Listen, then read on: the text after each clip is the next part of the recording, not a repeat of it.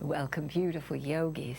I'm so happy that you are here, that we can have this sacred time together at this most auspicious full moon of the year, which, as you know, is not only the full moon and the full moon devoted to the Buddha, but it is also a total lunar eclipse.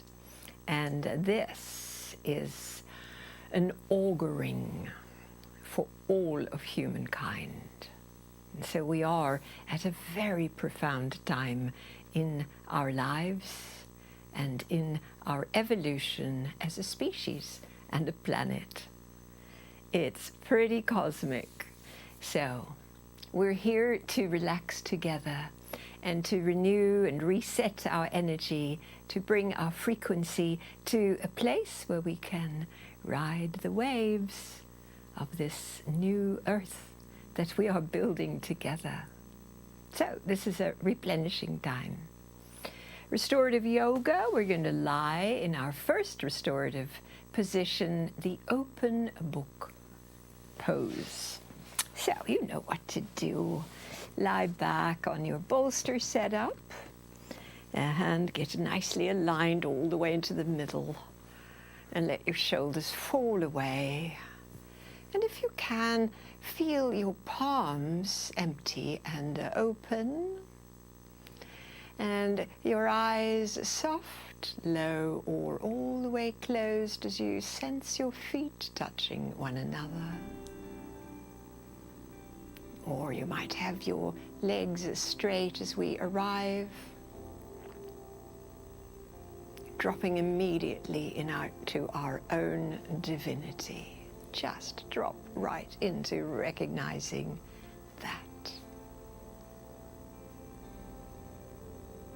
And how your breath arises out of that knowing who you are.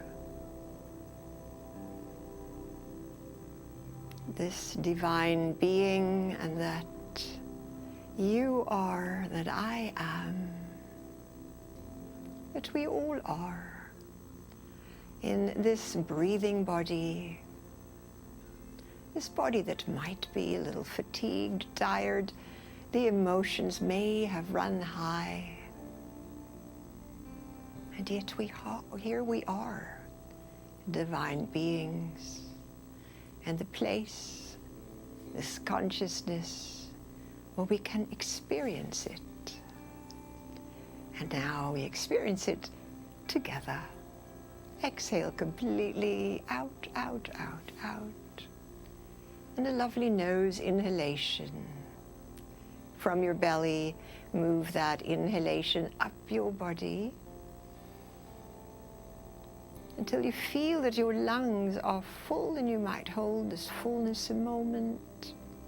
Then pursing your lips, blow that breath slowly away as though you were just blowing a little dandelion, letting those millions of seeds float away into the wind, planting beautiful seeds. We do it again, the lovely inhalation through the nose. And treasuring this beautiful holding, all this energy gathered on that inhale, and how we can do good. Spreading good with this exhalation, blowing it away.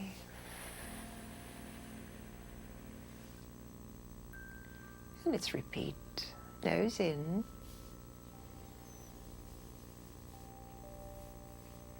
The treasuring of the moment with the fullness of the breath and the expanded state of your lungs.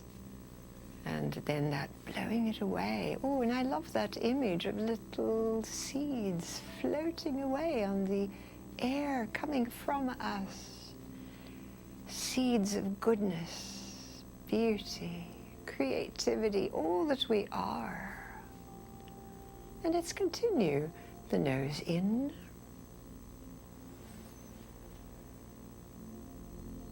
And maybe now the nose breathing out.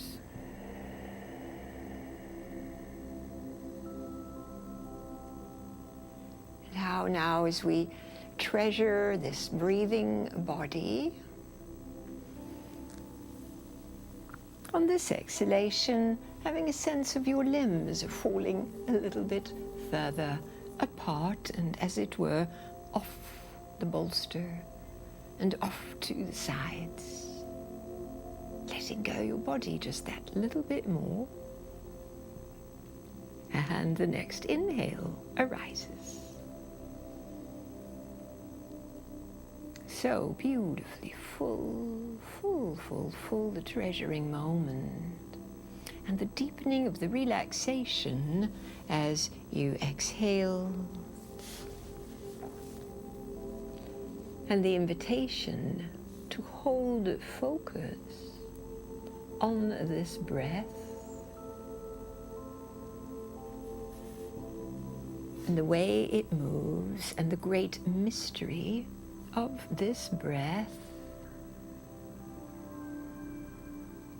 and how inherently it confirms, it affirms who we are. Consciousness in a breathing body, deeply connected to Source.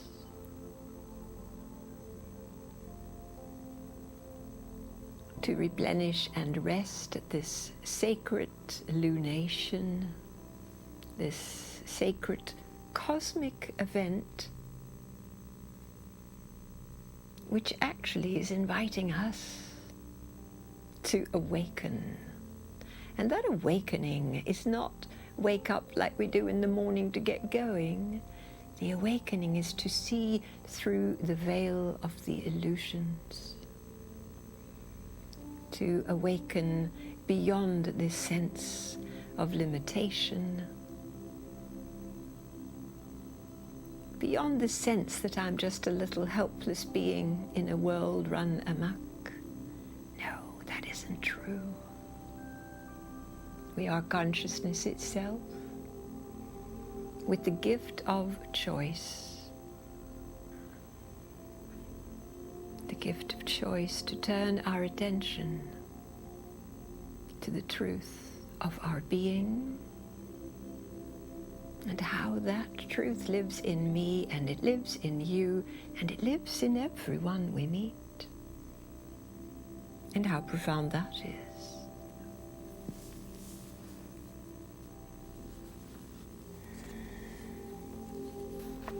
Thich Nhat Hanh, he languages this so sweetly, and I'll share what he says. I think God is on earth, inside every living being.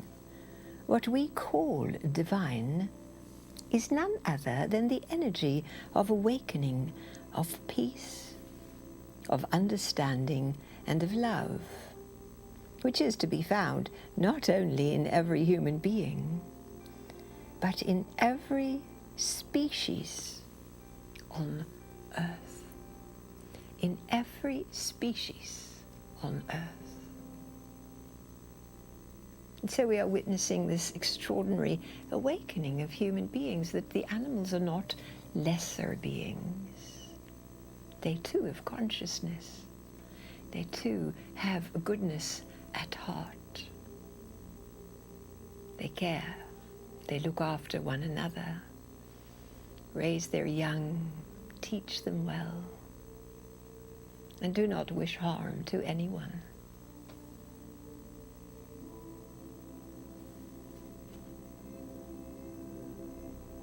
So that recognition is a beautiful awakening that is happening for so many.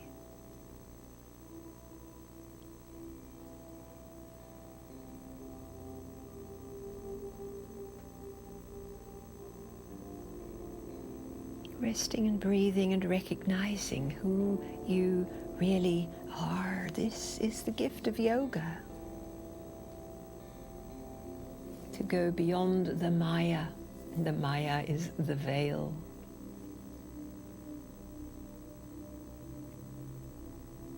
We are much more than our name, our role, our troubles, our diagnosis.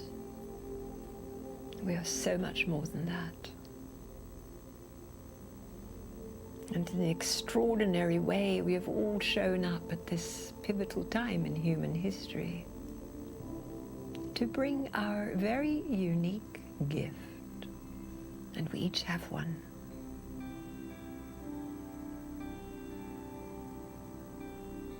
It is so important to replenish ourselves, and this shape that we're in and this way of breathing is helpful. And so in the reflections tonight, they are here to soothe, to inspire, and to encourage each of us to participate in the creating of the new world as we witness the tumbling down, the great destruction of the old world. It has to happen, and Buddha says, fear not. Fear not.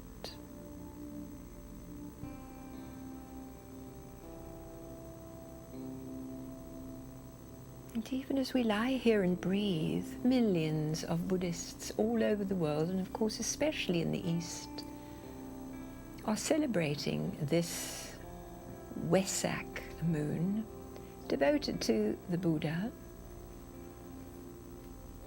And the teaching is that this is the time, at this full moon, that Buddha returns at the peak of the full moon to the earth and brings a blessing and reminds us of the profound teachings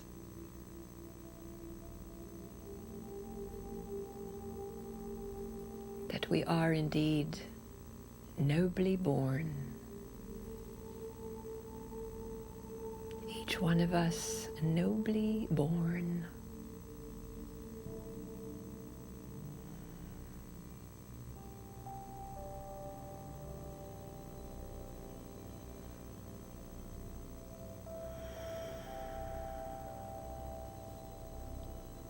Astrologers also have a lot to say about this particular lunation. The sun in Taurus and the moon in Scorpio.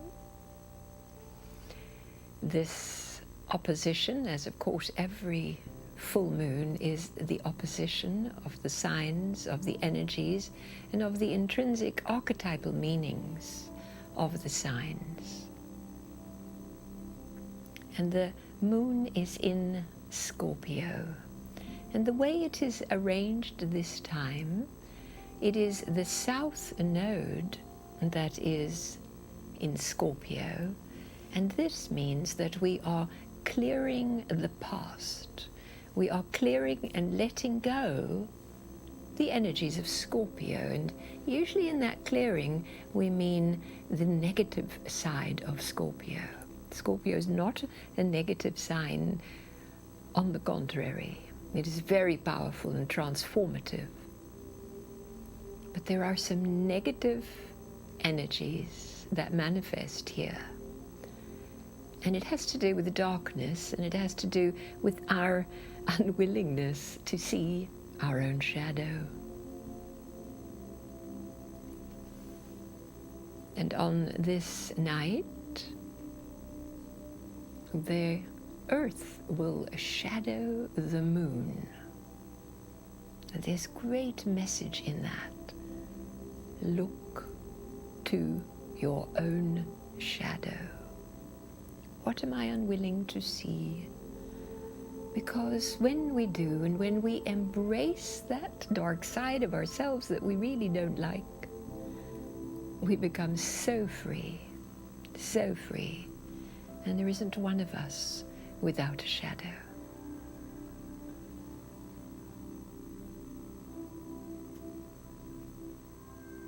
And so that is the great message.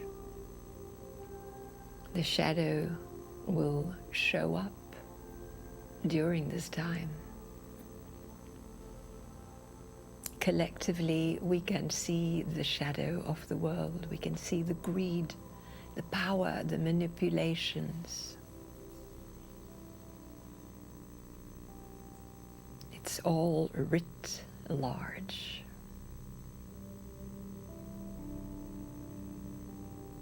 And the opposite of Scorpio and where we are moving towards is Taurus. And Taurus is the love of nature, the love of the earth, and what we value, what we treasure. And so that's what we are moving towards. Spend more time in the garden, get into nature, grow your food. These are all the ways that we can move into Taurus. Spend your money wisely.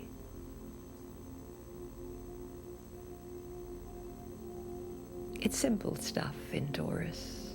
Simple. Love your body.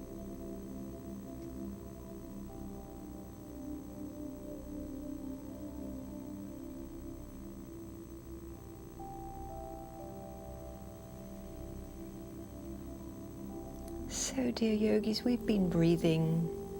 You've been listening. You've been reflecting. Let's gently now make our way out of our opening pose, the open book position. And I invite you to just bring your legs together and roll off to one side and make your way off your setup to create our next shape. Rearrange the props for that forward-facing shape, revolved child's pose. So I'm placing a little platform blanket to sit side on to your bolster setup. And I'm sitting like a mermaid, both knees to my right. I'm sitting on my left sit bone, and now lifting and turning the trunk. The upper body revolves, rises and turns, and comes to lie forward. And probably on your left ear, that's going to be most comfy. And then you can settle your legs in a way that feels good. You can straighten your bottom leg or your top leg, and your extra blankie could support that top knee. And can you allow a deeper drop into the bolster so that you feel more supported.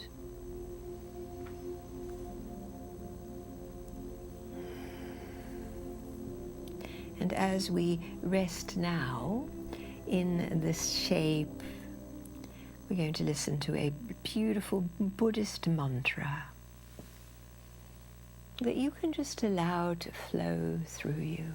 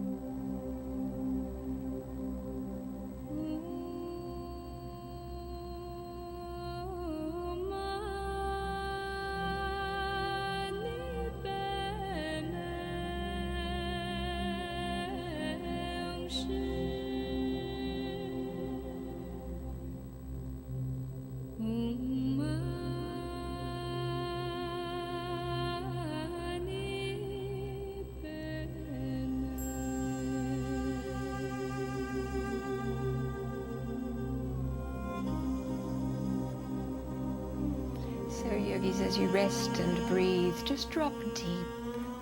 In a moment we'll be back with our picture again.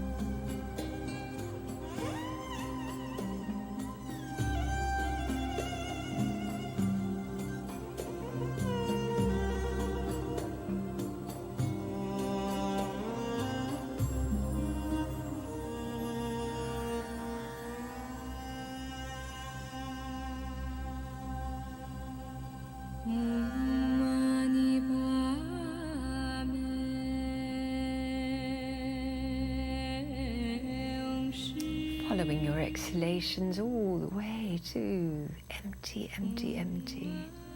This is a beautiful time to do that. The emptying, the letting go, the Scorpio side. Letting go whatever it is you want to release and let go.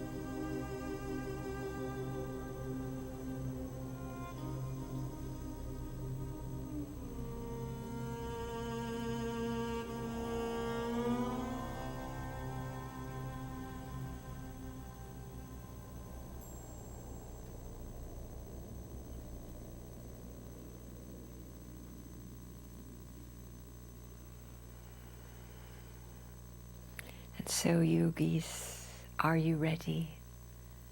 Let's take second side. It's easy. Just use your hands and make your way from your right hip via your bum or via your knees and plop down on your right buttock. Bring your supportive blanket for your leggies and lie over your bolster again, this time turning your trunk towards the right and resting forward.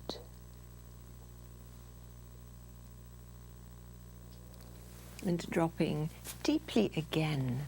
And so what I want to share with this side is this beautiful mantra that if you can allow it to come deeply into your consciousness, it is one that is so beautifully true and transformative. And it is being chanted all over the world on this very day.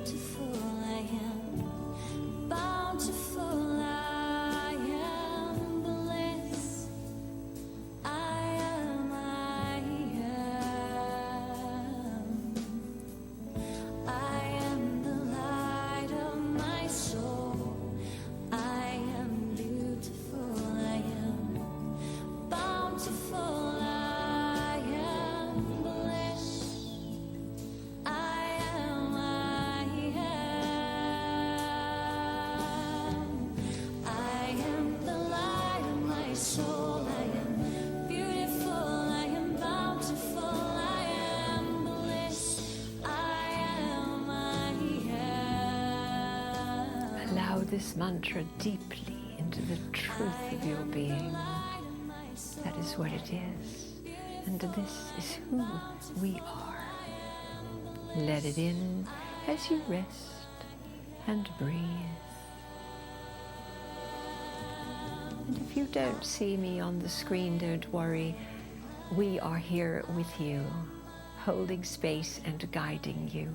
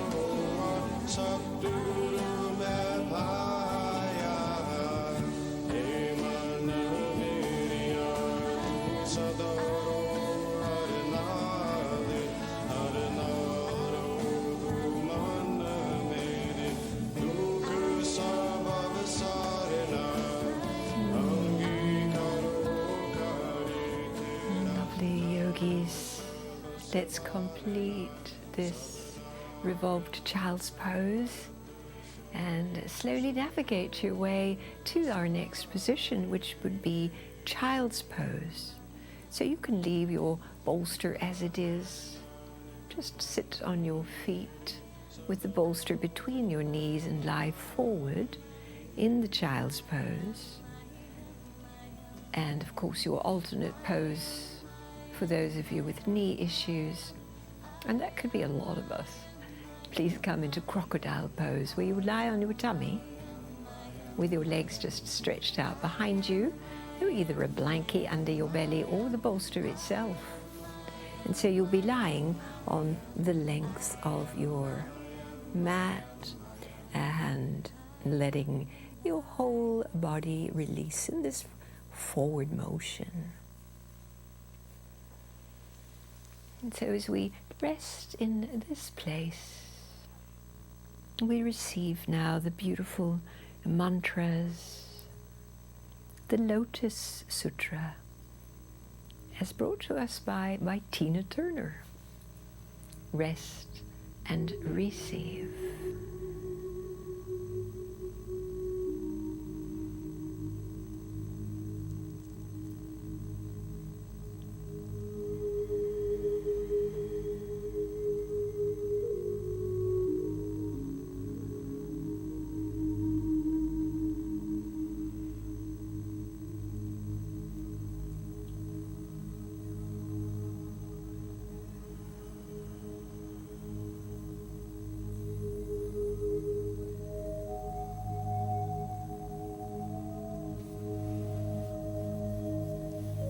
I'm always heartened by the knowing that we are not alone in this practice, and that millions of people all over the planet are honoring this lunation, honoring the Buddha, and honoring and receiving these beautiful mantras that have come through us through the ages, through the lineage, and bring to us the wisdom. And the other gift of this lunation is that greater light can shine through us. This is a portal open to it and receive.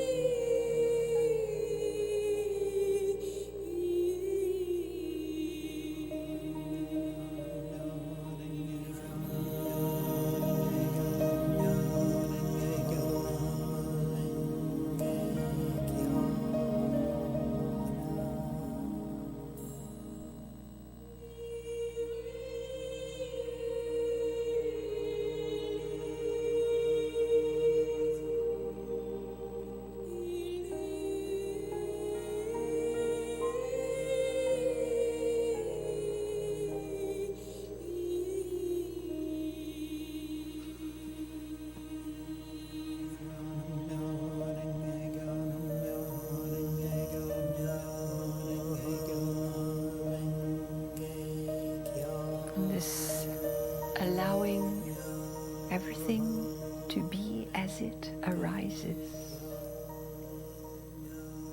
And that is an internal experience, and it's also what we meet in the outer world. We just allow it to be accepted as it is. This is what Buddha teaches us, to be present and to not struggle against the tide. Just let it be.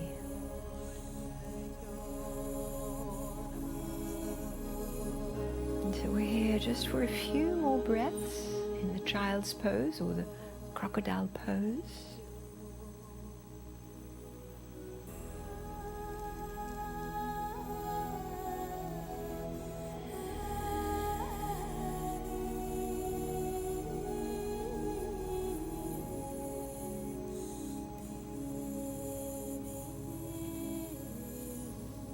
And then just using your hands, push your way up from the ground and stretch out in all fours. We're going to rearrange ourselves now for the seated forward bend. And so you could sit on a blanket and set up your props into that tabletop position. 2 blocks.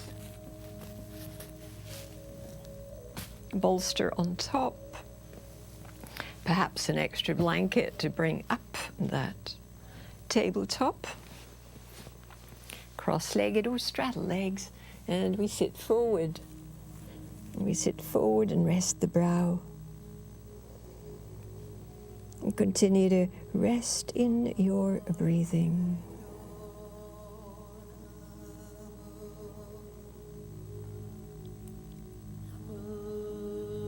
This gift of the breath, the gift of this life.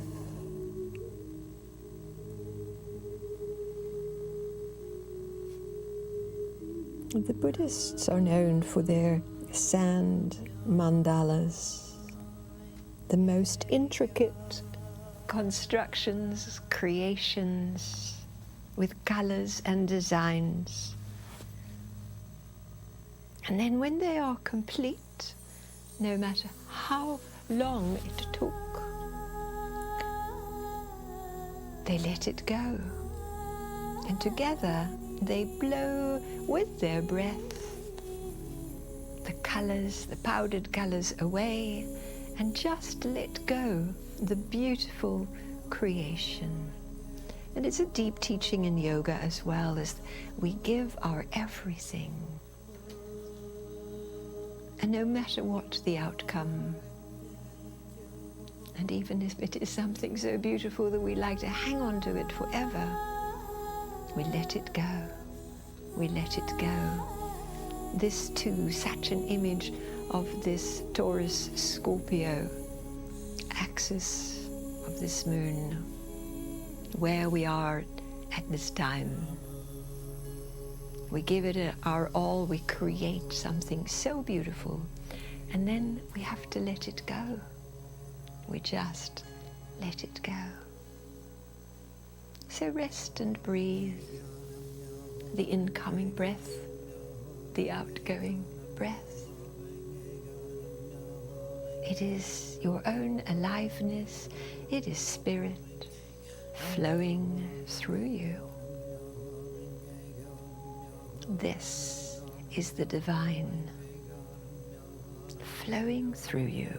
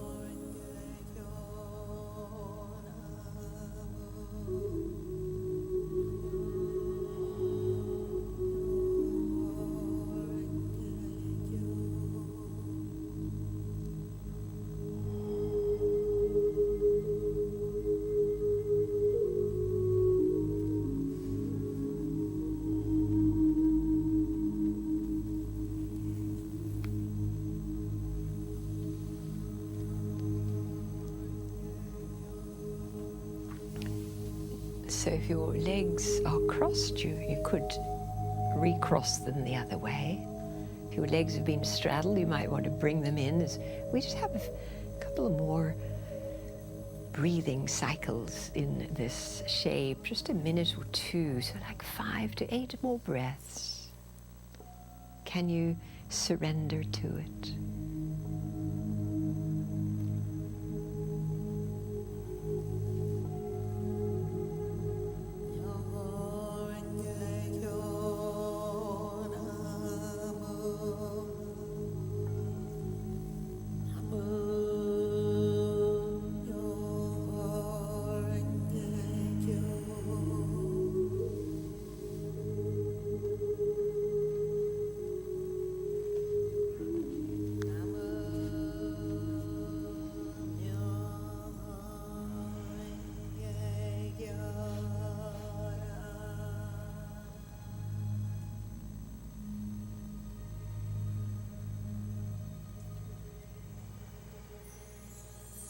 Nice, everyone.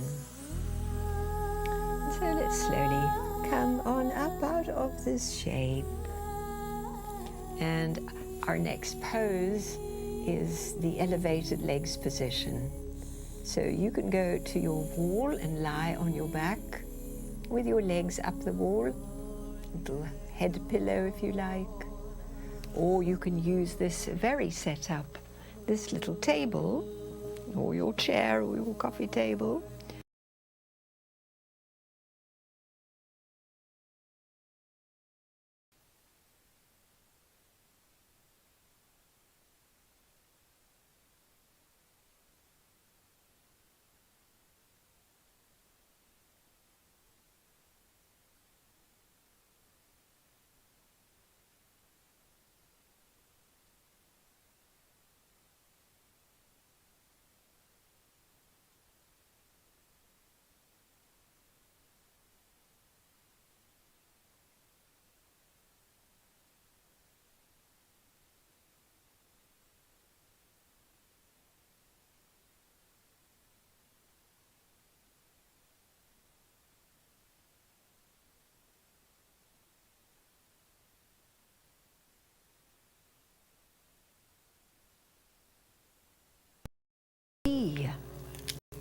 And this time, as you are here, I'm going to bring in a different voice to tell you of the Wesak ceremony.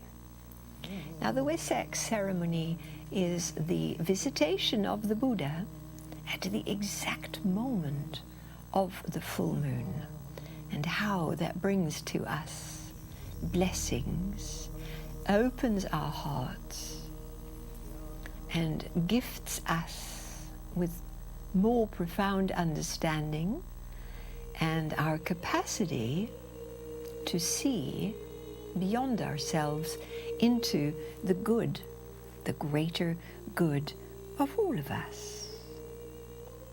So as you relax back here, settle in, here comes the story, what takes place in the sacred valley of the flowers, way up in the Himalayas.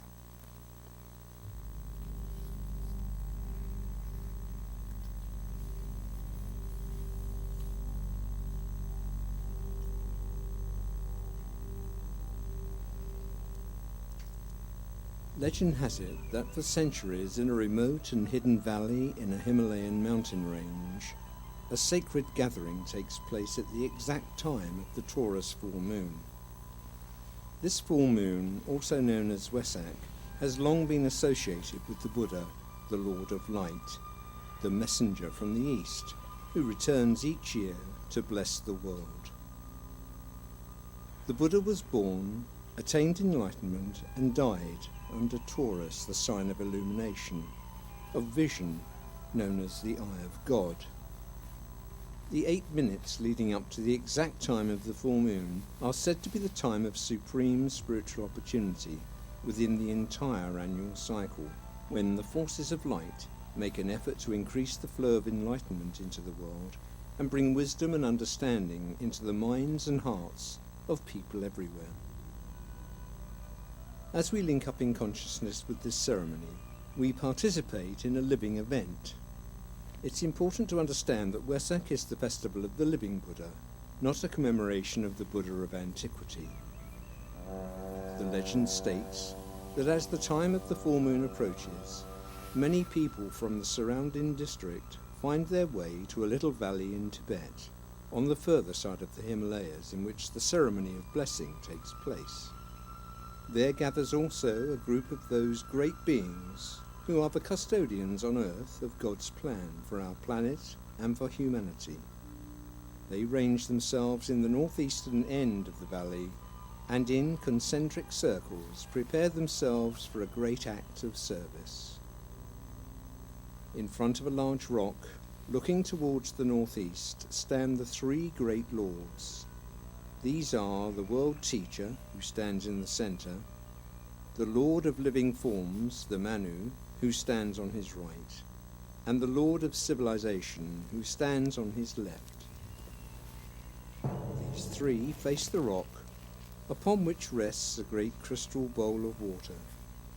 As the time of the full moon approaches, a stillness settles down upon the crowd, and all look towards the northeast. Certain ritualistic movements take place in which the grouped masters and their disciples take up symbolic positions on the floor of the valley. This is all done to the sound of certain chanted words and esoteric mantras. The expectancy in the onlooking crowd becomes great, and the tension is real and increasing. Through the entire body of people, there seems to be felt a stimulation or potent vibration which has the effect of awakening the souls of those present, fusing and blending the group into one united whole, and lifting all into a great act of spiritual demand and readiness. The world's aspiration is focused on this waiting group. As the chanting and the rhythmic weaving grow stronger, all turn in the direction of the narrow part of the valley, looking over and beyond towards the northeast, and through the long narrow portion of the valley, far in the distance, a point of brilliant light is seen rising over the horizon. Gradually, the point of light becomes a sun, blazing and approaching ever nearer. As the blazing sun approaches, its size and light completely obliterate the opening of the narrow valley, and only the sun is seen. Its effulgence fills the whole of the larger valley, and it is as though all present stand within the sun, so intense is the lighted brilliance. At the exact moment of the full moon, the great sun hovers over the altar. The sun is now realized to be the tremendous spiritual radiance of the great Lord and Son of God, the Lord Buddha. Enormous in size, his hand extended in blessing, received by the world teacher. Once the exact moment of the full moon passes, the figure of the Buddha recedes to the far distant horizon, fading out of sight. The world teacher turns to face all present as he intones the great hierarchical mantra used only once a year. The invocation sets up a great vibration, which is of such potency that it reaches up from the group to God himself. It marks the supreme moment of intensive spiritual effort of the entire year, and the spiritual vitalization of humanity and the spiritual effects last throughout the succeeding months. As the Buddha disappears, the bowl of water imbued with his blessing is distributed to all present. Through the united effort of the world teacher and the Buddha, working in closest cooperation, a channel of communication is built between humanity and God. The linking up of the Buddha and the world teacher creates a bridge in consciousness across which masters, initiates, disciples and aspirants are able to walk and make contact with certain energies not otherwise easily available. As we link up in consciousness with this event, we aid the Buddha in his work to contact, hold and distribute spiritual energy in the service of humanity and the planet.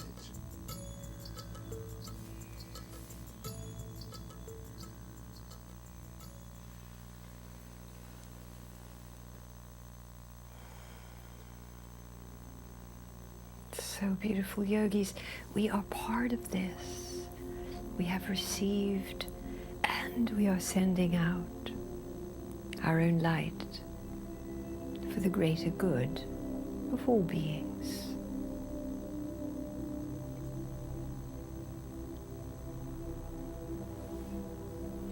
We are part of the thousands, millions of people participating in this at this full moon. So there's a kind of continuation around the planet. These mantras, these prayers, these offerings, and this receiving.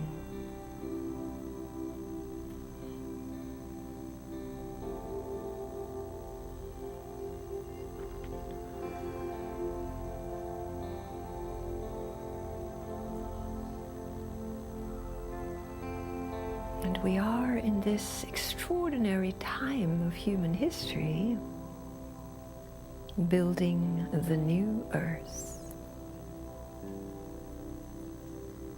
And so in a moment, when we rearrange ourselves again, we will shift into the activation that links us personally, our hearts, our willingness to participate in this greater good, linking us to the central sun, our own sun, and the earth through our bodies. And so we'll complete now the elevated legs position. Draw your knees in towards your chest, hug them in. Hug them in, rock a little, ease your back. And then I invite you to come into your most comfortable Shavasana. So that could be a little pillow under your head, the bolster underneath your knees, and the eye pillow over your eyes. Settling your body in this most neutral way. And then with your attention inward, the sense of your body now rested in these positions, and where we now journey into this energetic realm. Our energy body, our light body activated. So we do this, taking a deep breath in. Have a sense that your exhale goes deeply through your feet and into the earth itself. And it goes so deeply into the earth that your inhale comes from the center of the earth. And you draw that inhale up, and you draw up the earth's energy, and you bring it all the way into your heart. And at the exhalation, the energy of the earth herself into your heart. The next inhalation is an upward journey through our awareness, from the heart, through your throat, through your third eye, through the